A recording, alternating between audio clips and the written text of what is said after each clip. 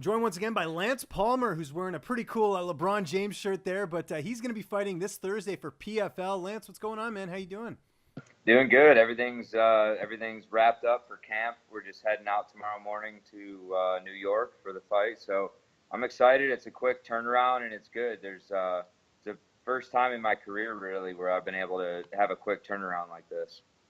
Awesome. And so much has happened since the last time you and I talked. But first, let's start with moving to Vegas and living there, training at the PI, training at Extreme. What prompted that decision, and how nice is it to have all the resources you have in Vegas? It actually started in March of this year because Joseph Benavidez is one of my best friends, and I was the best man of his wedding, and we've been friends for a long time. And he was starting his camp for his comeback from his surgery against Sergio Pettis. So we'd kind of been talking, and I was in the middle of a class for my EMT certification back in Ohio. So I was kind of coming back and forth from here to Ohio time to time just to get some training in for about a week here and there. And he was going into camp, and then once we figured out that I was going to be fighting in June as well, basically the same weekend, we made the decision for me to just stay with him at his place and train together at the PI and Extreme Couture. So it's been great. It's been a nice change. It's been a breath of fresh air, kind of getting new partners and new coaches and new looks. Yeah, and it seems to have worked out well for you. We got to talk about your fight for PFL back on their first show for this year. You get that first finish since June 2015. I know you always like to finish fights, but it's nice to get it, especially now with the point system. Yeah, it sounds weird that it's that long ago since my last finish, but I haven't really fought that much because I had two broken hands after that fight in June 2015. So I was kind of on two big layoffs and things like that. And when I fought Seiler, he was really tough, and I thought I was going to get the finish in the first round when I dropped him, but he's a tough guy and didn't end up getting that one. But I always look for the finish in fights, and sometimes they just don't accumulate. But it was nice to get the finish last fight, especially because of this point system. And it's it's a win or go home system, but it's also, you have to look for the finish. And I'm always a guy who tries to get the finish anyway. I have a decent amount of finishes on my record as well. So I don't just go out there to stand around and try and get a win. I'm trying to go out and get the finish and, try and be as exciting as I can, without getting too crazy and putting myself in vulnerable positions. You got another tough fight. It seems to be the theme in your career. You're always fighting really top-notch opponents. You got a UFC vet here in Tuerxun Jumabieke. Probably butchering that, but I'm not going to butcher the fact this is going to be a good fight. How do you feel like you match up against him here? I feel like I can finish this guy. I've watched a lot of his fights. He's definitely a tough opponent. I don't look past anybody, just like my last opponent who was 19-1 at the time before I fought him. But as any fight goes, anything can happen in the fight, but I'm prepared for everything. I'm prepared for a 3-round war. I'm prepared to finish him in the first round, second round, third, but I see myself getting a finish here, and if not, at least I see myself getting the win. But I'm always looking to go get the finish, and especially against this guy, I feel like it's a great opponent for me to open up my skill set a little bit too. Now, if we listed all your training partners, we'd be here all day because it is a pretty big camp that you have there at Extreme. But who have been some of the main guys? Joseph Benavidez, I imagine, is one of them. Who are some of the other ones? Yeah, Joseph was actually, during my last camp, he was one of my good training partners.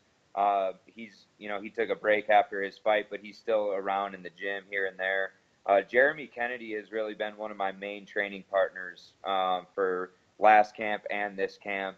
Julian Erosa is another guy who's been one of my main training partners for the last two. So those two guys, on top of a lot of other guys who are in there, they've been my main training partners for the last two camps. And a couple other guys like TJ Laramie, who's a guy from Canada who's been fighting for a little while, a younger guy. He came in the last couple weeks, and he's been helping out. And he was kind of a really good look because of the short, stocky look that we're getting for this fight. So that was a good help, and he came out to Alpha Male actually a few years ago when I was training there. So we had a little bit of a history of training together before too. So you're right. The list of partners goes on and on. Dan Ige also is one of my main training partners and one of my great friends and teammates. So that main group of guys alone has helped me out a lot, and we're building each other and helping each other get better, and it's a war zone in practice, which is good. It's good to have that high level of guys, and also just a fresh look. I've trained with the same guys for the last 7.5 or so years, and after my fight last November, I knew it was time to kind of just get a fresh vibe, new coaching, and go from there. So it's been great so far. Glad you brought up TJ and Jeremy. I'm Canadian, so I had to bring up the Canadian guys that you're working with. Do you notice them being very Canadian in terms of apologizing and all that stuff? Are they living up to the stereotype? Oh yeah, they're the nicest guys ever. One of my buddies from Sacramento, Mike Malott. I know Mike. Proper Mike. He's like the nicest guy ever. So that's why we gave him the nickname Proper Mike. And he was actually born in Parma, Ohio, which is like 15 minutes from where my parents live, and then they moved up to Canada. So we had that in common from the first time we met, and he's another great partner that I had throughout the years that's Canadian. But yeah, the Canadian guys are always the nicest people ever. Yeah, and how soon do you think we'll see TJ in the UFC? I mean, he's got his title defense coming up here, the rematch against Alex Morgan, but it seems like, I know he's only 20, but I mean, he keeps winning fights like this. They're going to have to get him in the UFC. Yeah, I mean, he's definitely a tough kid. He's really durable, and he's, he has a great skill set, and he trains with all the guys in Detroit, Darren Cruikshank, Cody Stamen, all those guys that are right over the bridge from him in Windsor. So it's, he's got a lot of great training partners wherever he goes, and he's young, he's hungry, he's only going to get better from here. So I would say soon, as long as he keeps winning these fights and keeps building his name, I think he's going to be fine. I have Eric Nixick. I have Casey Halstead from 10th Planet, who's been my grappling coach since I moved out here in March, and Joe Benavidez. Perfect. And how do you see this fight playing out? I know you're looking for another finish here, but how do you sort of see it unfolding? I honestly think that I get a takedown, take his back, and take his neck. I've envisioned it so many times, and I just see myself out grappling him and in so many ways. And I know in his last fight, he was trying to grapple with Harrison a little bit and trying to get the takedowns, but I just don't see him out grappling me or out wrestling me. So I feel that I'll be able to get the submission. What would you do if you won the $1 million? I'm sure you're looking at that at the end of this whole thing.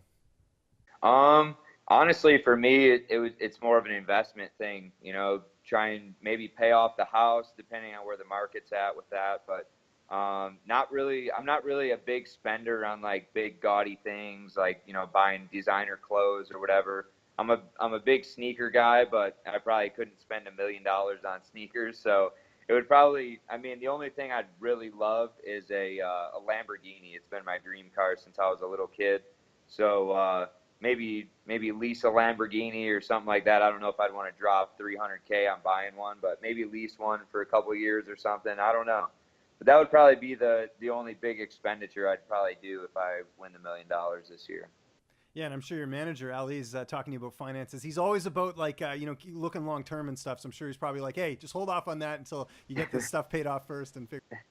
Yeah, he wants me to invest in a either house or condo out here in Vegas, because I only plan on fighting for the next few years anyway, and then moving on. So maybe invest in that, and then maybe Airbnb it or something when I'm not there. So we'll see.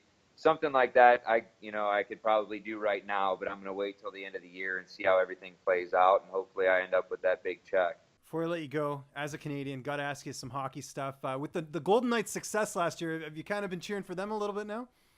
It was actually pretty crazy because last November when I went in to fight in D.C. against Seiler, they took me back to the Capitals practice arena. Oh, that's right. I remember that. Yeah, I got to meet a bunch of those guys, and Ovechkin's always been a guy that I've been a fan of because growing up in Ohio, I've always been a hockey guy. My little brother played hockey. My cousins were state champions playing hockey. So it's always been in our family. And getting to meet Ovechkin and a couple of the other guys like Tom Wilson and some of the younger crew on the Capitals, I was joking with them a little bit throughout the year because they came to Ohio for when they played in February against the Blue Jackets. And I was joking with them. I was like, if you guys get me some tickets, I'll come and cheer for you guys. But I ended up being out of town. I was going to come and watch the game. But when I was out here in March and April when the playoffs were going on and everything was getting wild in Vegas, Like this is the only true team that Vegas has really had as a pro team. So the fans are wild. It was I was at game 2 of the finals against the Capitals, and it was one of the most wild sporting events I've been at, one of the loudest events. And it was like I got goosebumps when I was in there because I haven't heard a crowd like that in a long time. And it was really cool to see all the Vegas people coming together for a team like that because they never really had a team here.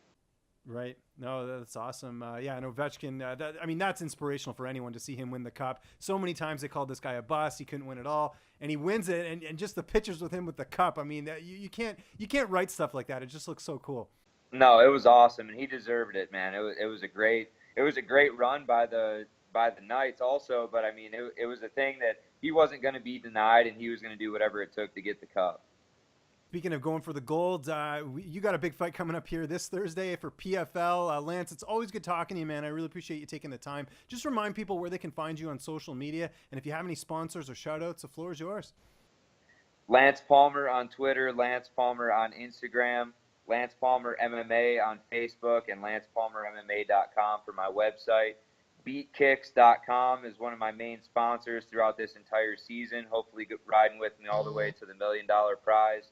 But that's it from me. Everybody tune in this Thursday, July 19th on NBC Sports. Looking to get another win and hopefully another finish and advance into this tournament. What's up, fight fans? If you like this video, be sure to subscribe to see even more interviews with your favorite UFC and Bellator fighters. We've also got coverage at events, including post-fight press conferences and media scrums. And if you like this video, check out the video to my right. It's worth your time.